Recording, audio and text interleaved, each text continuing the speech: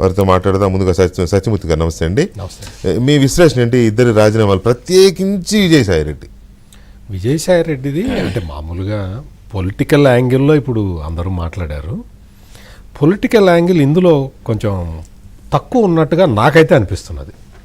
రాజకీయపరమైన కారణాలు విజయసాయి రెడ్డి రాజీనామా చేయటం, ఇప్పుడు ఏదన్నా వేరే పార్టీలో చేరటం, ఇదంతా కూడా ఐ డోంట్ థింక్ సో. ఇవన్నీ జరుగుతాయని నేనైతే అనుకోను. ఇక్కడ ప్రధానంగా రాజకీయపరమైన అంశాల కన్నా కూడా ఆర్థికపరమైన అంశాలు ఇక్కడ ఎక్కువ ఒక ప్రిడామినెంట్ రోల్ పోషించినాయి అనేది నా సమాచారం. ఏంటంటే ఇప్పుడు కాకినాడ పోర్టు నుంచి బయటికి రావటం, డబ్బులు మళ్ళీ వాపసు ఇవ్వాల్సిన పరిస్థితి రావడం, ఇటువంటి పరిస్థితి రావటం, ఇదంతా ఎక్స్పెక్ట్ చేయలేదు, ఎవరు కూడా ఎక్స్పెక్ట్ చేయలే ఇంత తొందరగా. అంటే ఎన్ఫోర్స్మెంట్ డైరెక్టరేట్ పిలిచిన తర్వాత వెళ్ళి మాట్లాడి, ఆ మాట్లాడేటప్పుడు కూడా నన్నేం అడగలేదు, 25 క్వశ్చన్లు అడిగారు. నన్నేం అడగలేదు, నాకేం సంబంధం లేదు, అసలు నాకును విక్రాంత్ రెడ్డికి నాకేంటి సంబంధం అని బుకాయించాడు. బుకాయించిన తర్వాత మరి బుకాయించిన మనిషి, అంత కాన్ఫిడెంట్గా మాట్లాడిన మనిషి ఆ తర్వాత షేర్లు ఎందుకు ఇచ్చేశారు మళ్ళీ? ఇది అంటే ఇవన్నీ కూడా ఏంటి అంటే ఇక్కడ వైసీపీలో ప్రధానమైన అంటే ఇప్పటివరకు జరిగిన రిఫ్ట్లు అన్నీ కూడా ఈ ఆర్థికపరమైన రిఫ్ట్లే జరిగినాయి. ఇక్కడ మీకు ఒకటి, జగన్మోహన్ రెడ్డి అధికారంలో ఉన్నప్పుడే ఒక చిన్న ఇన్సిడెంట్ మీకు గుర్తు చేస్తాను. ఒక లీడరు జగనన్న కాలనీ కోసం ఇళ్ల స్థలాలు సేకరించి అవి కొనుగోలు చేసిన తర్వాత అందులో ఆయనకి ఒక 20 కోట్లు మిగిలింది.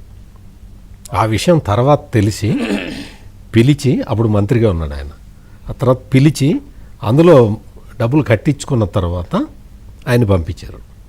అంటే ఇటువంటి ఇన్సిడెంట్స్ చాలా ఉన్నాయి ఆర్థికపరమైనవి.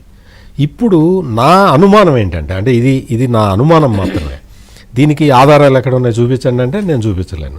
కానీ ఇక్కడ ఈ ఫైనాన్షియల్ ట్రాన్సాక్షన్స్ చాలా, అంటే వీళ్ళు చాలా టాప్ లీడర్లు కదా వీళ్ళందరూ. అవునవును. అంటే వేల కోట్ల రూపాయల ట్రాన్సాక్షన్స్ చేసే బ్యాచ్ ఇదంతా కూడా.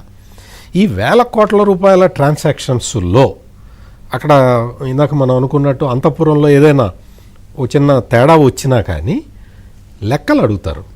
ఆ లెక్కలు చెప్పాల్సిన పరిస్థితుల్లో వీళ్ళందరూ ఉంటారు. అవును, అది అవమానకరం. అది చాలా అవమానకరం వీళ్ళకి విజయసాయి రెడ్డికిను అయోధ్య రామిరెడ్డికి ఎవరు డబ్బులు ఇప్పుడు ఎవరు వెళ్ళి ఇవ్వక్కర్లేదు. అవును, వాళ్ళకి అవసరం కూడా లేదు.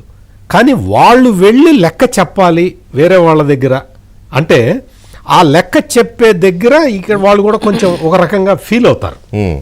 అంటే ఈ తరహా ఎకనామిక్ అంటే ఆర్థిక పరమైన వీటికి సంబంధించి వైసీపీలో చాలా కాలంగా తగాదాలు జరుగుతున్నాయి. ఇంకొక బ్రేకింగ్ చూస్తున్నాం మనం. కొడాలి నాని